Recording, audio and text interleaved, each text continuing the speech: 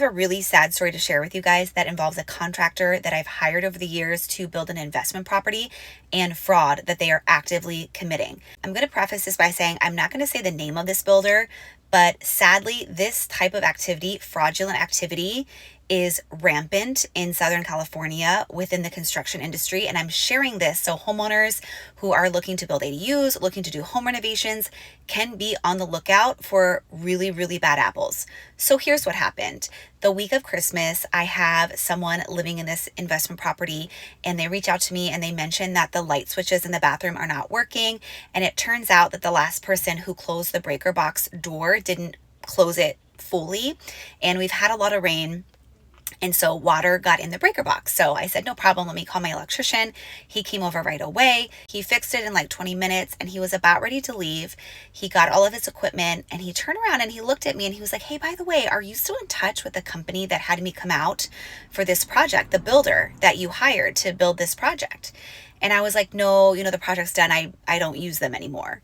And he said, oh my gosh. And he dropped his bags and he goes on for like the next 30 minutes almost and explains to me how they're not paying him any longer.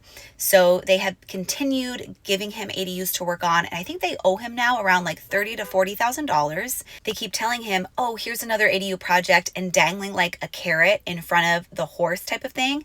And they say, okay, we'll give you a little bit more money if you work on this next ADU. So up until a recent project that he mentioned, they owed him a larger amount. He said, hey, I'm not going to be doing any more work for you guys until you pay me what you owe me. I have a contract with you. When he presents this information to the owner of the company, someone that I've met multiple times, the owner says, oh, your contract is with my employee, the next guy down. It's not with me. And he basically says, oh, this is not my company's fault. This is something that you have with my employee. And seeing the look and the demeanor on this gentleman's face as he's explaining this, I can see the sadness and the pain in his eyes. He moved to Los Angeles from Mexico, and English is clearly not his first language. And he's frustrated. And I asked him, hey, what steps are you going to take to try to get your money back? And he seemed very flustered. It seemed like he had thought about a lot of scenarios and he potentially, at the end of the day, didn't know if he would win doing X, Y, and Z. So he might just walk away and at the end of this month, maybe lose it could be up to $50,000 after he finishes out some work.